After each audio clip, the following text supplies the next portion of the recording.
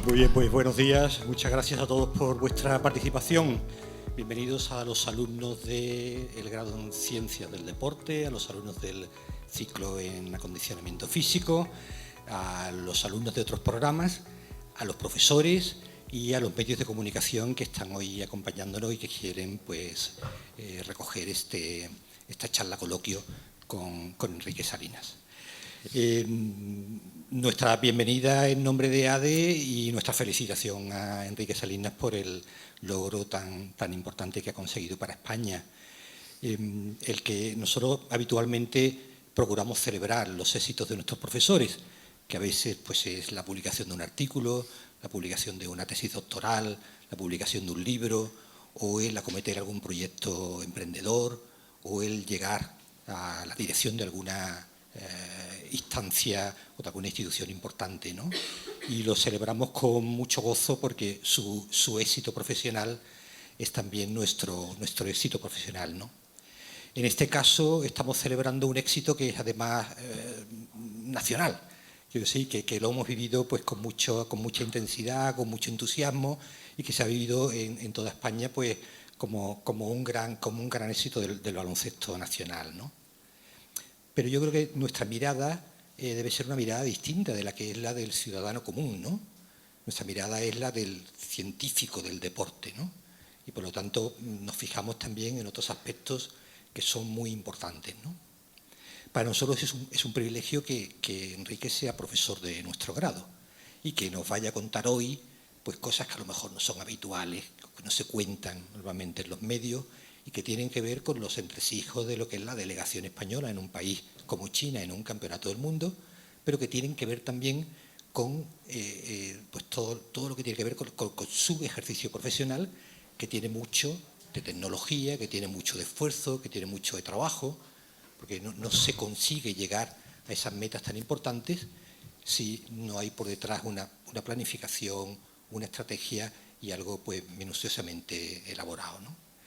Para nosotros es un orgullo hoy estar celebrando con Enrique esta medalla de oro y le damos de nuevo un aplauso reconociendo el esfuerzo y la satisfacción que nos ha dado para España.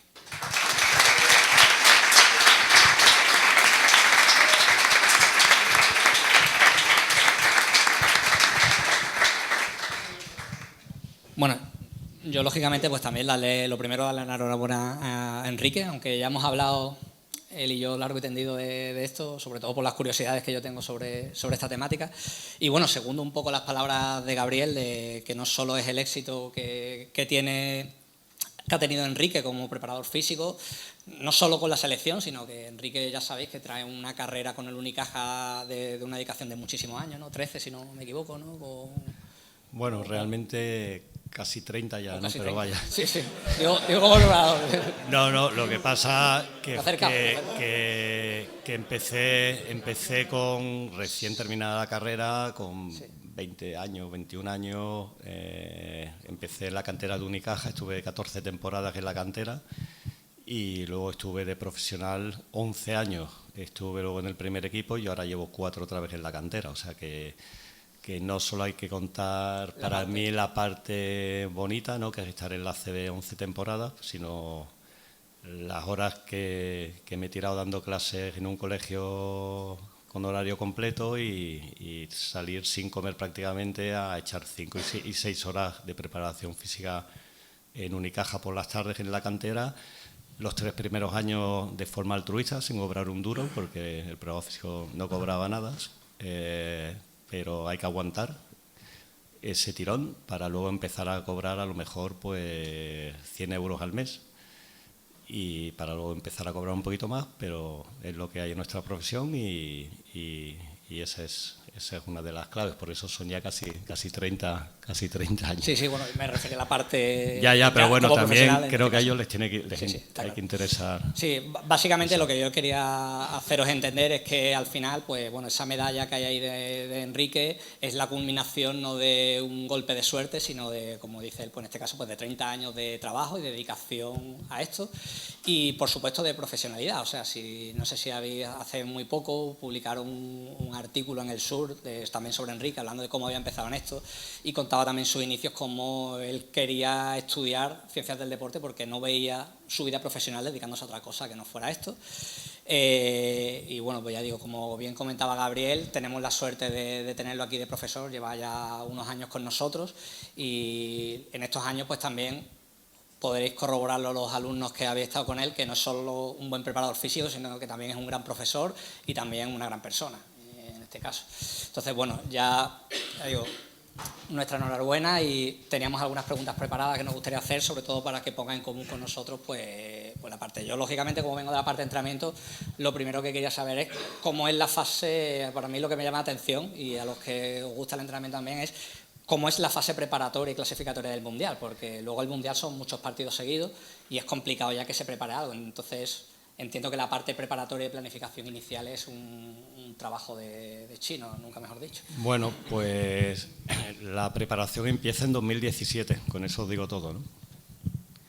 Y el Mundial ha sido en 2019, y nosotros hemos empezado a trabajar en 2017 con un sistema de clasificación que nos puso la FIBA, que son las ventanas FIBA, que son una serie de partidos que hay que jugar oficiales para poder clasificarte para el Mundial, para la Olimpiada, y ahora tenemos que jugar, aun siendo campeones del mundo, tenemos que jugar ahora varias ventanas que se llaman, para poder clasificarnos para el europeo siguiente, siendo campeones del mundo. Pero bueno, por lo menos la Olimpiada ya la hemos asegurado, habiendo quedado, bueno, pues entre los dos primeros europeos, y simplemente ganando el Mundial ya tenemos la Olimpiada asegurada. Entonces, en 2017 empieza lo que es la planificación.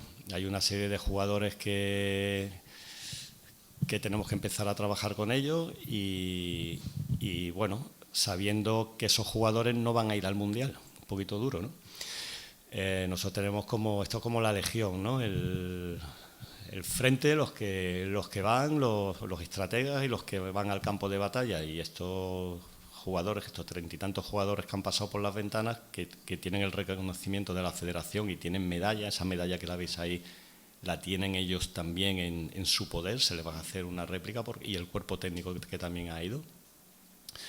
Pues ahí empieza todo. Luego, cuando llega el Mundial, pues nosotros nos concentramos casi 2 meses antes aproximadamente de lo que es la final, la hipotética final, pero un mes antes, a finales de junio, ya yo personalmente, si os interesa mi parte, el área nuestra de preparación física y médicos, ¿de acuerdo? Porque nosotros solos no podemos andar. Es una cosa que tenéis que tener clara, que yo a mis alumnos siempre les digo: tú tienes que hablar, si quieres que te tengan respeto, tienes que hablar exactamente el mismo idioma que un médico o un fisioterapeuta, porque si ellos te hablan en un idioma y tú ese idioma no lo entiendes, no te van a considerar nunca en su estatus. Con toda la razón del mundo, por cierto, con toda la razón del mundo. Entonces, a partir de ahí, pues nosotros ya empezamos a planificar, y es pues como os enseñarán los que estáis en cuarto, pues ya habréis visto teoría del entrenamiento o planificación con Manu, que son esos modelos los que utilizamos, modificados, por supuesto, porque una cosa es la teoría, otra cosa es la práctica, pero que al final es un trabajo, pues como os habrán dicho vuestros profesores, y yo digo, un trabajo de mucha labor de equipo, interconexión entre todo el cuerpo técnico, es decir, entre primer entrenador, que es el gestor realmente, y bueno, ya no existe la figura de primer entrenador, segundo entrenador, eso ha pasado a la historia. Ahora es entrenador de ataque, entrenador de defensa, entrenador de situaciones especiales, preparador físico con especialidad preparador físico con especialidad en. Yo he tenido que gestionar a 5 o 6 preparadores físicos personales de jugadores también, o sea que el tema empieza por ahí, vaya.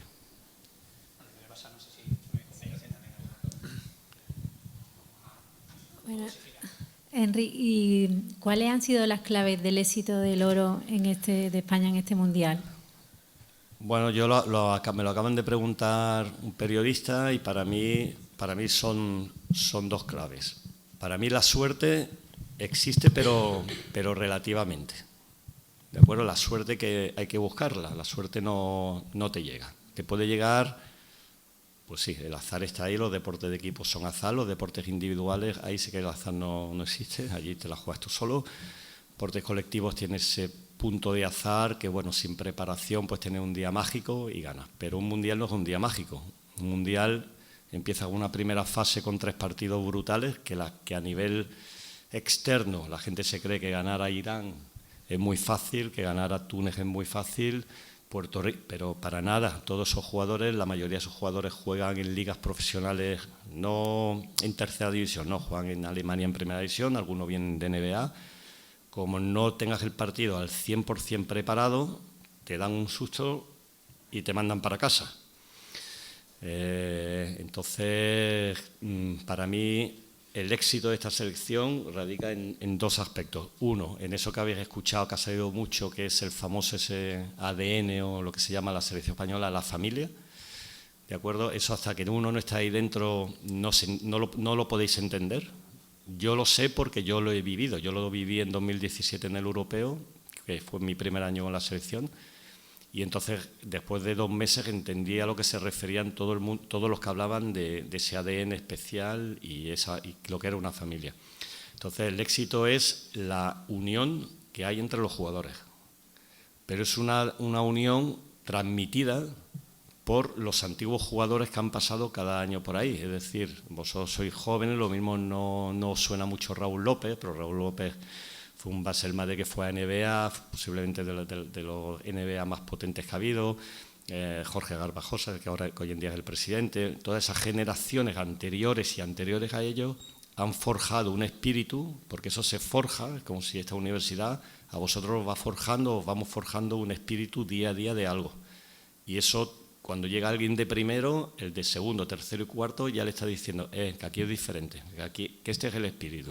Es decir, aquí en la pista hay que morir todos juntos. Y eso es muy bonito decirlo, pero cuando eso se tiene integrado en la cabeza, es brutal. Entonces, ese equipo tiene esa magia y ese compromiso con ellos mismos y con el colectivo. Clave, van a la guerra. Y cuando ellos deciden que van a la guerra, hay un compromiso y hacen cosas históricas como llevan haciendo desde hace muchísimo tiempo.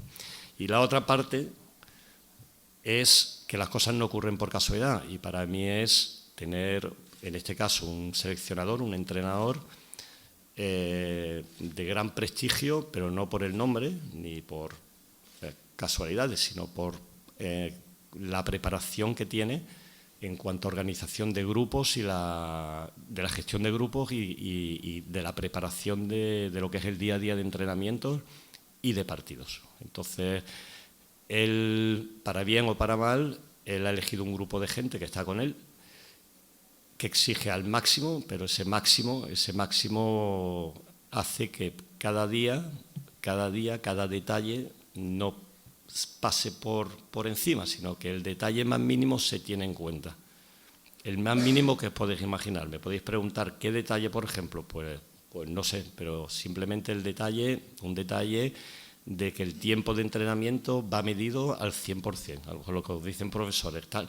Bueno, pues, ¿por qué? Porque no es lo mismo 5 minutos más todos los días que te has pasado, porque eso va sumando carga a lo que se ha diseñado al minuto, pero al minuto os digo, al minuto. Es decir, yo si tengo 3 tipos de calentamiento, uno de 6 minutos, uno de 10 minutos, uno de 15 minutos, dependiendo del entrenamiento. Yo no puedo hacer más de 6 minutos. Ni 6:30 se pone un reloj, ni 6:30 ni 6:15, no, 6 minutos. Y cada ejercicio tiene un tiempo, entonces, ¿eso qué hace? Que al final haces 90 minutos real con calentamiento. Un día que te pase no pasa nada, pero si te vas pasando. Entonces, para mí, gestión del grupo por parte del cuerpo técnico y el ADN de estos jugadores, para mí ha sido que en los momentos duros como Australia, pues de repente no sabes cómo y la gente saca algo de dentro que te hace ganar. No sé si se escucha, ¿no? Bueno, yo me quería centrar un poquito en qué repercusión crees que tiene, que todos sabemos que tiene mucha, pero tú desde dentro y en el más alto nivel, ¿qué repercusión crees que tiene para el fomento de este deporte, para que vaya teniendo más seguidores, para que vaya teniendo más gente en campo, el haber ganado la medalla de oro? Bueno, yo voy muchísimo más allá del baloncesto. De hecho, mi propósito en todo lo que hago, yo y mis compañeros, ¿de acuerdo? Incluso los jugadores, ¿no? Bueno, ellos son más... puede que sea diferente porque el jugador está más acostumbrado a ganar más títulos con sus clubes y demás, ¿no? Pero realmente para mí lo importante aquí es el deporte español, ¿de acuerdo? No el baloncesto español. Para mí lo importante es el deporte español. Cuanto más títulos gane el deporte español, yo más oportunidades voy a tener, nosotros que estamos aquí, que ya tenemos una edad y hemos pasado por muchos sitios, vosotros como estudiantes y futuros licenciados en ciencia del deporte, vais a tener muchísimas oportunidades si el deporte español gana. Ya da igual que sea baloncesto, cualquier mención del deporte español a nivel mundial repercute en la profesión. Eso es así de claro. A Mireia Belmonte no la conocía nadie. Todos la conocéis, me imagino, pero la empezaste a conocer cuando ganó. Entonces, eso es potencia para la profesión. Que España gane el Mundial de Fútbol se potencia el qué, pues que haya más preparadores físicos en los clubes, que haya más recuperadores en los clubes, que se mire la figura del licenciado de otra manera. ¿Por qué? Porque el jugador en unas declaraciones, a lo mejor hoy va Rudy Fernández al hormiguero, pues imaginar que Rudy, que puede hacerlo, que dice que él gracias a que ha estado con un preparador físico todo el año, independientemente de su club personal, un preparador físico especializado, y él ha podido llegar al Mundial en una gran forma. Eso nos repercute a todos, porque el abanico aumenta. Entonces, lo que ha dicho Antonio, lo importante de ganar un Mundial es a nivel nacional, como cuando gana Nadal, es que España entera, que todos nosotros crecemos. Nosotros crecemos con las victorias. Si son a nivel de un título mundial, pues ya no lo podéis ni imaginar la repercusión que tiene esto. Esto es como ganar una olimpiada o no sé qué es más. Realmente en deportes de equipo es más importante el mundial casi que la olimpiada. Y luego a nivel de, si ya especificamos en baloncesto, pues indiscutiblemente la repercusión a nivel federativo y de fichas federativas, pues indiscutiblemente que va a aumentar por efecto el rebote. O sea, tú ganas, los niños, mami, no quiero fútbol ahora quiero baloncesto, y eso pues va a repercutir, y va a repercutir sobre todo en lo que son a nivel político y gestores del baloncesto, que parece que no, pero somos dependientes totalmente de ellos. Entonces, pues seguro, pues ahora que será la Copa del Rey en Málaga, pues el ganar un mundial, pues se une más gente al carro. Pero como os digo, al final los grandes beneficiados somos pues todos los que estamos aquí, todos los compañeros que tenemos fuera y todos los que nos dedicamos a la ciencia del deporte. Bueno, yo quería preguntar también sobre lo que has comentado antes, porque has hablado de Scariolo y has hablado de Scariolo como un gestor de personas en este caso, ¿no? Entonces, siempre he escuchado muy bien hablar de cómo trabajar y quería de primera mano a lo mejor que saber, o sea, cómo es trabajar con él, ¿no? Cómo es trabajar con Sergio Scariolo en este caso. Bueno, yo tengo la suerte de que yo ya trabajé con él en Unicaja 4 temporadas. Entonces, yo me acuerdo cuando él firmó en la selección, bueno, cuando salió de Unicaja, a mí él me mandaba a todos los preparadores físicos nuevos que tenía, fichó en Rusia aquí, que a mí me mandaba una semana a los preparadores físicos que tenía para que les explicara el método, nuestro método de trabajo, porque en baloncesto no es como en el fútbol, no sé si para bien o para mal. En baloncesto el entrenador normalmente se lleva siempre solamente a un entrenador ayudante de su máxima confianza, pero el preparador físico no se lo suele llevar nunca, ¿de acuerdo? Siempre se tira por el que está en el club al que vas. Es un tema económico sobre todo, ¿de acuerdo? Porque un cuerpo técnico vale dinero, entonces en el fútbol sabéis que va el paquete entero, ¿no? Va entrenadores, ahora en China coincide con la selección china, que la entrena Lippi, un antiguo jugador de Italia, muy conocido, y tiene con él desde hace 7 años 10 técnicos, 10 italianos que han trabajado con él. Pravo físico Nelly, que trabajó con Capello en el Madrid, bueno, todo su cuerpo técnico, 10 italianos se los ha llevado con él. O sea, eso solamente ocurre en el mundo del fútbol. En el baloncesto, pues a mí Sergio me mandaba, y yo tenía que ir explicándole a cada prueba físico el método, cosa que dar recetas es muy difícil. Entonces yo ya parto de la base de que he trabajado 4 temporadas con él, de 2004 a 2003, no me acuerdo, pues fueron un poquito más, 4 temporadas y media. Y luego cuando me incorporo a la selección, pues como que tú sabes, ya conoces el método no ha cambiado. Entonces la parte de Scariolo para mí perfecta que debe tener un entrenador, lo primero es que si tienes un preparador físico, lo utilices, que no suele pasar. Os digo la realidad es que tú tienes que intentar que te haga caso el entrenador, ¿no? Como pedir perdón, como pedir permiso para que te escuche algo, ¿no? Esa es la realidad. Entonces, toda la gente que tiene, le da un protagonismo increíble en su parcela.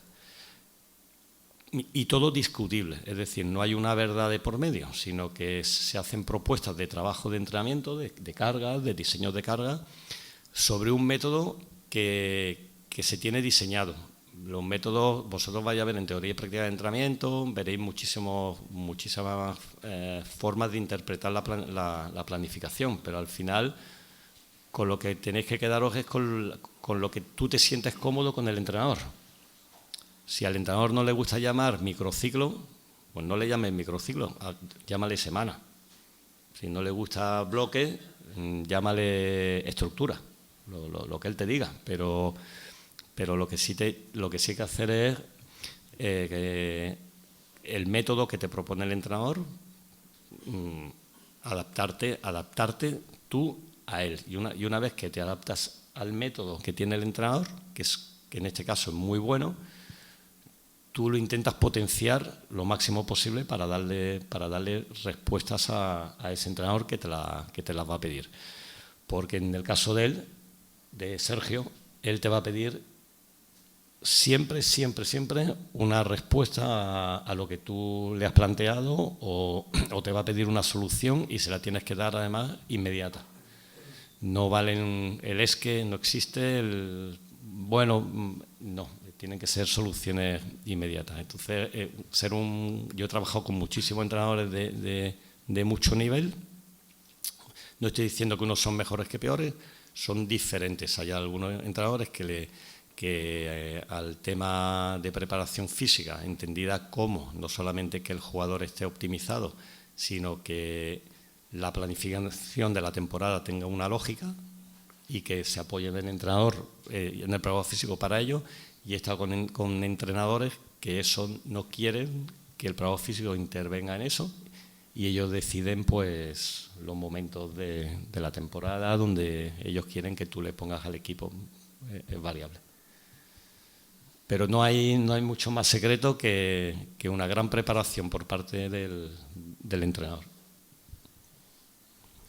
Sí, bueno, Enrique, cuando nosotros orientamos a los alumnos sobre las diferentes salidas profesionales que hay, cuando estudia algo relacionado con el mundo del deporte, una de ellas es la figura del preparador físico, el preparador físico orientado al alto rendimiento, ¿no? Entonces, bueno, yo querría que nos explicaras un poquito cómo es esa salida profesional, ¿no? Ha empezado con un dato poco esperanzador, que son esos 100 euros al mes. O gratis. Pero bueno, entiendo que después de 30 años, pues bueno, ¿cómo es la figura del preparador físico hoy en España y en el mundo? ¿Qué reconocimiento estamos llegando a alcanzar en España y en el mundo? Y bueno, ¿cómo es un poco? Bueno, la realidad es que esto ha cambiado una barbaridad, ¿no? Entonces, vosotros, ya sí tenemos peso. O sea, ya hay mucho peso. Y el peso viene por lo siguiente. Yo hablo de deportes de equipo, porque en deportes individuales esto no entra, porque el entrenador de un nadador o los entrenadores de atletismo saben mucho de fisiología, saben mucho de teoría y práctica de entrenamiento, aunque no sean licenciados, saben mucho. Pero en los deportes de equipo, los entrenadores no saben nada, o muy poquito.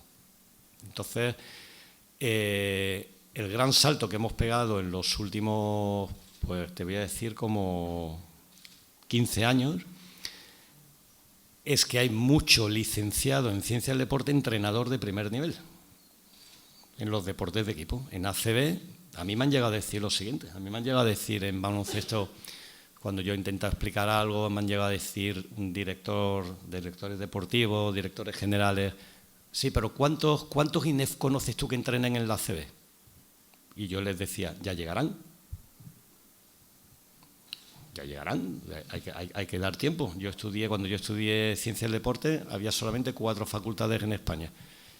4. Y era dificilísimo entrar. Yo en Madrid eran 172 alumnos por nota. Y en Granada eran 80.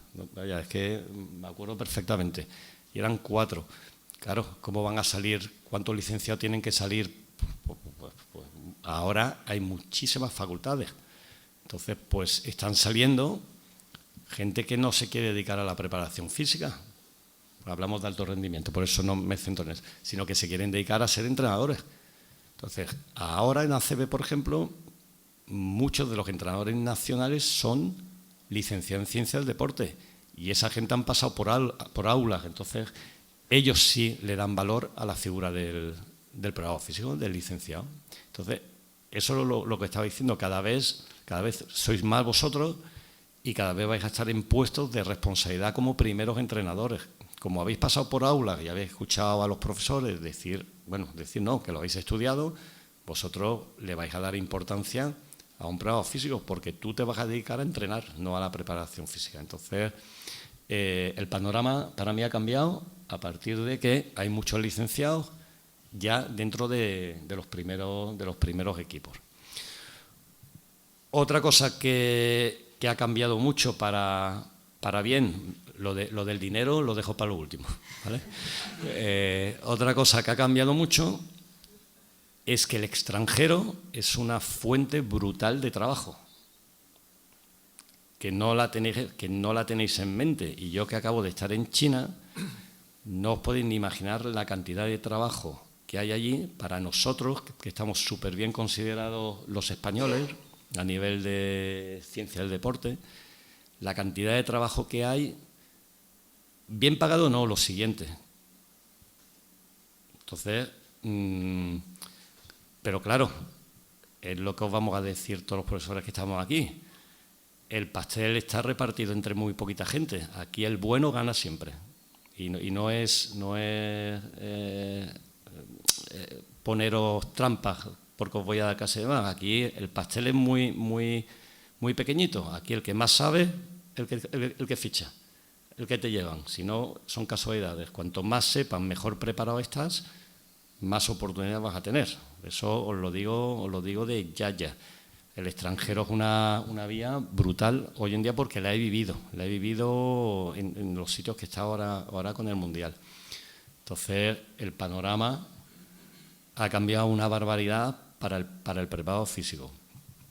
Luego, la figura nuestra, vamos a conceptualizar aquí donde vivimos, en España.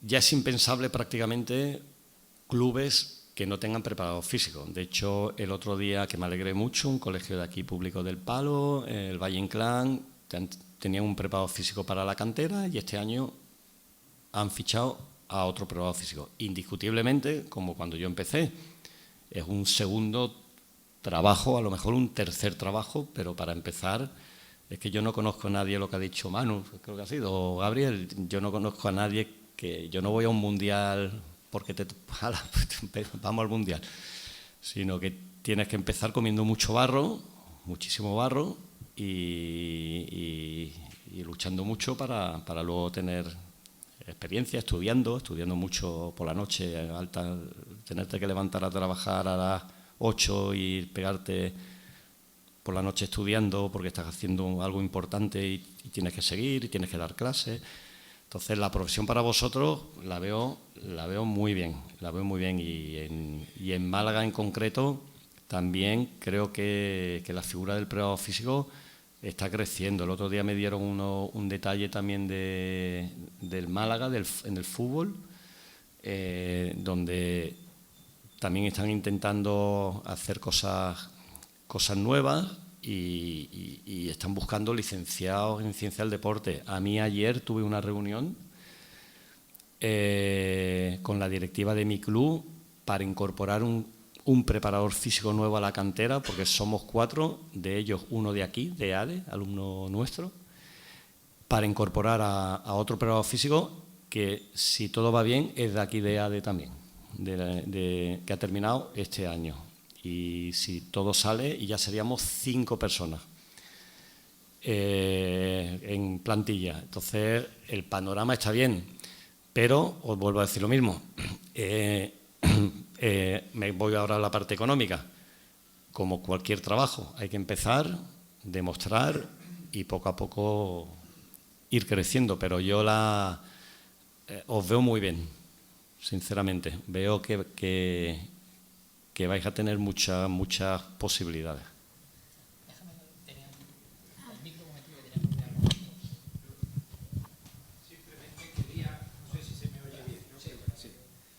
Quería volver al Mundial y hacer 2 preguntas. La primera es saber cuál ha sido el momento deportivamente más difícil que se ha vivido a lo largo del campeonato. Casi todos pensamos que fueron las prórrogas de la semifinal, pero a lo mejor ha habido otros que han pasado desapercibidos y quisiera saberlo. Y la segunda pregunta es saber cómo se preparó específicamente la final. Vale, mira, para mí la clave no es el partido de Australia, que fueron las 2 prórrogas. Para mí la clave del Mundial nuestro es el ganarle a Serbia. ¿Por qué? Porque no es lo mismo ir por un camino del cuadro a ir por otro camino. Eso te da el Mundial, te puede dar el Mundial. Como os he dicho antes, Alemania la eliminan en la primera fase, a Alemania. Es una potencia mundial. Es como si a España te elimina a Irán, pierdes contra Irán, pierdes contra Puerto Rico, que son unos jugones que no sabes por dónde te pueden salir, y pierdes y te mandan para casa.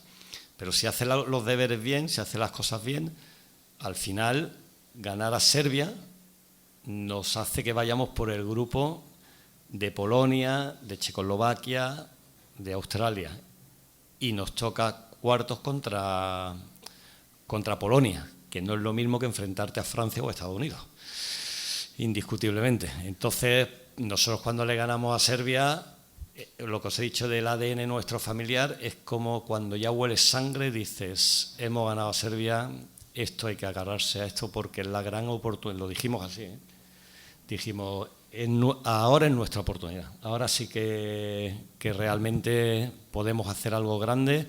Y ahí fue cuando los jugadores, ese ADN, ese espíritu de oler sangre y no los paras, ese fue la clave. Y la segunda pregunta. Del partido de la final. Una cosa importante en nuestro cuerpo técnico es que nosotros preparamos Puede sonar a peyorativo, pero bueno, no lo es, porque es así. Nosotros preparamos exactamente igual, con la misma exigencia, un partido de pretemporada de la selección que uno de una final. Es decir, el rigor de trabajo de mis compañeros tácticos que se pasan, os lo digo ya, noches y noches sin dormir, o durmiendo una hora, porque vosotros sabéis lo que es cortar, aunque hay programas informáticos, sabéis lo que es cortar vídeos y preparar, aunque hay aplicaciones que estás viendo el partido, le das un botón, pam, pam, venga, pick and roll, bloqueos arriba de este equipo, y luego lo tienes que clasificar. Pues te tienes que chupar a lo mejor un entrenador 3 partidos, 4, hacer el análisis del partido, sacar la estadística, los puntos débiles. Si tú eso no lo preparas desde el día 1 de pretemporada con el rival más absurdo, luego no tienes hábito ni capacidad para hacerlo cuando llega a Australia. O sea, esto no es me preparo el examen y a ver qué sale. Pues mal. A no ser que me pregunten las 2 que me he estudiado, entonces sí. Pero tú, para ir con seguridad, tienes que ir todos los días siendo metódico. Entonces, para mí realmente el partido de la final, la clave, por estadística que lo sabíamos, es que Luis Scola, que tiene 40 años, que llevaba jugando una media de 37 minutos con 40 años, y Facundo Campazzo, que es el base del Madrid, sabíamos que esa pareja había que romperla, sí o sí. Esa era la clave. Eso lo intenta hacer todos los cuerpos técnicos y nadie lo había conseguido hasta el momento. Nadie. Pero nosotros, pues, Sergio Escariolo y su cuerpo técnico metió un plus más a la defensa. Fue un sistema de ayuda brutales y con mucho riesgo, porque cuando tú planteas un sistema de defensa agresivo, hay lagunas en otras partes del campo. Pero la idea fue arruinar a Campazzo y a Luis Scola, que no metiese puntos. Luis Scola metió los 2 primeros puntos en el tercer cuarto y Facundo Campazzo pues no pudo hacer nada porque él mide unos 73, 74, 75. Entonces nosotros, pues, vale, tira para adentro, que tenemos a Gasol allí, tenemos potencial y vamos a provocar cosas, y se nos dio bien. Henry, Venga. aunque fuimos hablando en verano, me gustaría que le contara a los alumnos cómo ha sido tu día a día en la fase de preparación y durante el campeonato, tu labor. Durante la fase, ¿no? Una vez que nos concentramos, no el antes. Durante la fase lo primero que tengo que hacer, que es importante, es que me reúno con todos mis compañeros de preparadores físicos de los diferentes jugadores. El médico se reúne con los médicos y yo me reúno con todos los preparadores físicos de la ACB, con los preparadores físicos, pues, el de Rudy, los de clubs. Los de club, Juan Trapero del Real Madrid, con los del Barça, con todos los 16 jugadores. Yo tengo una reunión previa con los jugadores. ¿Por qué? Porque yo no puedo inventar nada. Yo no voy allí a proponer mi sistema de entrenamiento, mis ejercicios, ¿Por qué también? Porque esos jugadores vienen de jugar la friolera de mínimo 90 partidos durante el año. Y solamente han tenido 15 y 20 días de descanso. Pero se han chupado porque son jugadores de máximo nivel. Gasol viene de la NBA, de jugar la final. Rudy viene de jugar una Euroliga con 90 y tantos partidos. Jules, Ricky viene también tal, el otro viene tocado. Entonces, todo empieza reuniéndote con los preparadores físicos y luego se interconecta los posibles problemas o la forma de enfocar la preparación física de los jugadores con el parte médico que tienen. Y ahí hacemos un diseño de cada jugador sobre lo que tenemos que trabajar. Por lo tanto, no inventamos nada, porque nosotros, eso es una palabra que nosotros sí la dominamos, vosotros lo mismo no la tenéis. Optimizar el rendimiento la palabra optimizar realmente quiere decir no estar al 100% siempre, que es imposible, sino intentar estar el máximo tiempo posible en un nivel que el jugador te vaya a rendir siempre. Eso es muy complicado. La única manera de hacerlo es que en selección española haga prácticamente lo mismo que hace dentro de sus clubes. Es decir, si jugador X no hace sentadillas, nunca en su club, pero yo soy un amante de la sentadilla brutal o de la arrancada de fuerza, pues me encanta, pues yo a ese jugador no le pongo la arrancada de fuerza, porque por mucho que me guste a mí. Ese jugador hace sus ejercicios que hace en su club, los que le vienen bien. Entonces nosotros tenemos el perfil del jugador. Eso para iniciar un poquito la introducción. Luego, mi día a día ha sido gestionar a los preparadores físicos individuales, que te puedo hablar de entre los de NBA, que los tienes allí en la grada, en toda la preparación, porque los jugadores NBA, las franquicias no dejan a sus jugadores solos. Siempre hay un responsable con ellos en el entrenamiento, en los partidos. En China de repente te encuentras a 2 que han venido. Entonces tienes que gestionar con el preparador físico de uno, de otro, que siguen entrenando en la fase preparatoria con ellos muchas cosas. Yo tengo que gestionar con ellos la carga global de ese día. Es decir, esta semana la carga global es tanta. Le explico los entrenamientos que vamos a hacer para que ellos, cuando entrenan con ese jugador, sepan lo que tienen que hacer, que no pueden ir a su libre albedrío, que se tienen que regir por una serie de normas. Vosotros diréis, pero ¿cómo puede pasar eso que haya tantos preparados? Ese es el deporte moderno. Por eso os digo que tenéis muchas posibilidades, porque los jugadores ya tienen sus personas de confianza. Y antiguamente, yo me acuerdo, la primera vez que me vino un preparador físico americano con un jugador, yo me cabreé, porque yo era más yo, ¿no? Más ego, ¿no? Yo ¿cómo se va a meter uno en mi trabajo, no sé cuánto? Y bueno, pues esa es la línea de trabajo. La línea de trabajo es colaborar con los compañeros, y el que tiene que estar bien es el jugador, y si tú eres un hombre de confianza, de preparador físico, tú eres hombre de confianza.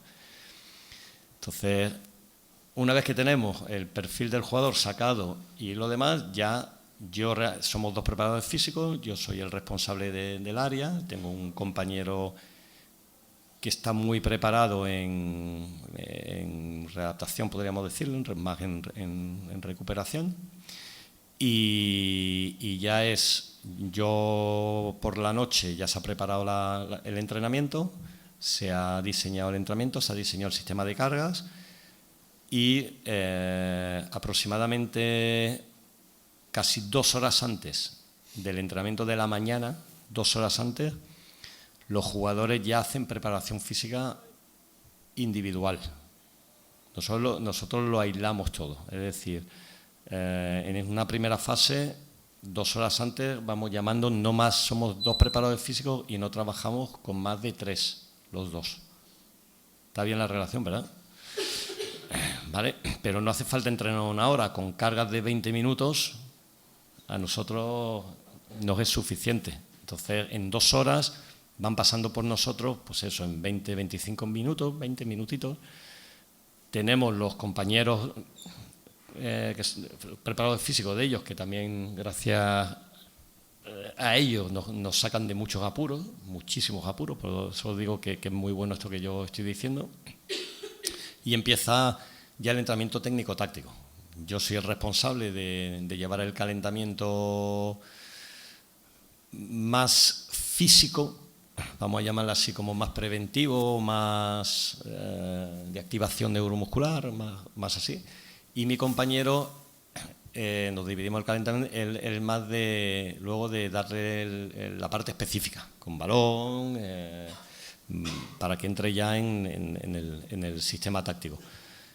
Cuando terminamos, deciros también que nosotros tenemos la suerte que los fisioterapeutas que tenemos, uno es licenciado también en ciencias de deporte, fisioterapeuta y licenciado.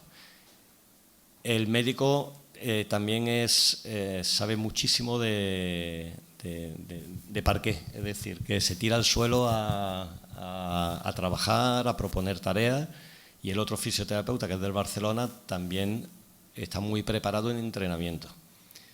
Entonces, los compañeros fisioterapeutas también ayudan también nos ayudan al entrenamiento, muchas veces, a colocarlos en estaciones para corregir movimientos. Y una vez que termina, pues ahí dejamos libre cuando termina. El que quiere, muchos de ellos quieren hacer 300 tiros metidos. Pues hacen 300 tiros metidos. Otros quieren hacer estiramiento, hacen estiramiento. Otros quieren ir a masaje, van a masaje. Eso quiere decir que nosotros salimos después del entrenamiento como 1 hora después del entrenamiento.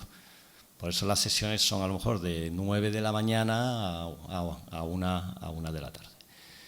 Y bueno, si quieres que te concrete algo más, no te aburres. Y luego, si hay una cosa, nosotros este año, por primera vez, yo no tengo experiencia en acelerometría. No tengo experiencia, no, mejor dicho, tengo 0 experiencia. ¿De acuerdo? Entonces, y mi compañero Javier también tiene poca experiencia, porque nosotros nos hemos dedicado a otra rama de la preparación física, a otra forma de verlo, y de todo no se puede saber, os lo digo de ya. Es imposible ser bueno en todo o entender todo. Pero la federación sí nos compró, curiosamente, ¿no? Como son las directivas. De repente nos compraron un sistema Polar de acelerometría sin haberlo pedido, ¿no? Nosotros queríamos un sistema WIMU, que lo habíamos pedido, pero bueno, de repente nos compran eso y nos dicen, os hemos comprado tal.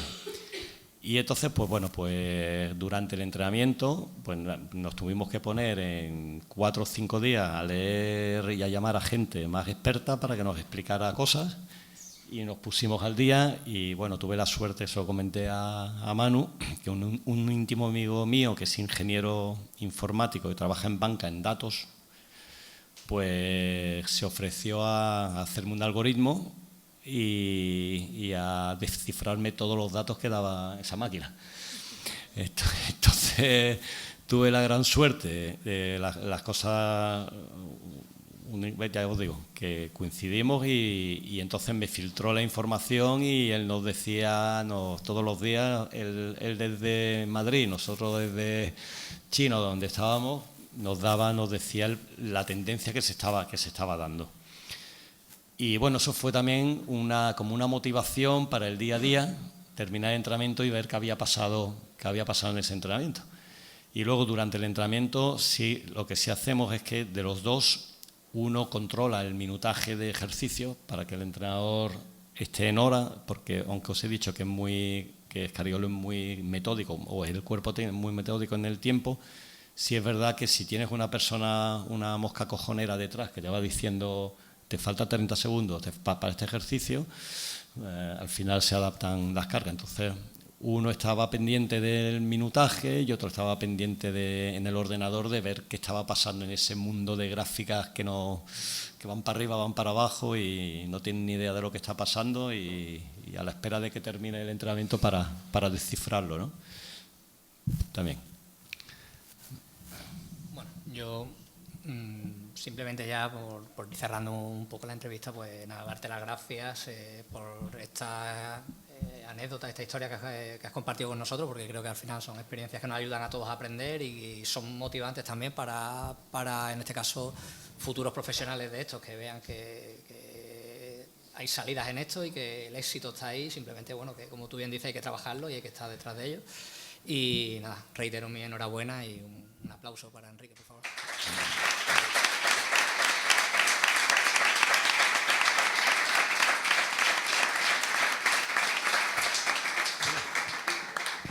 Bien.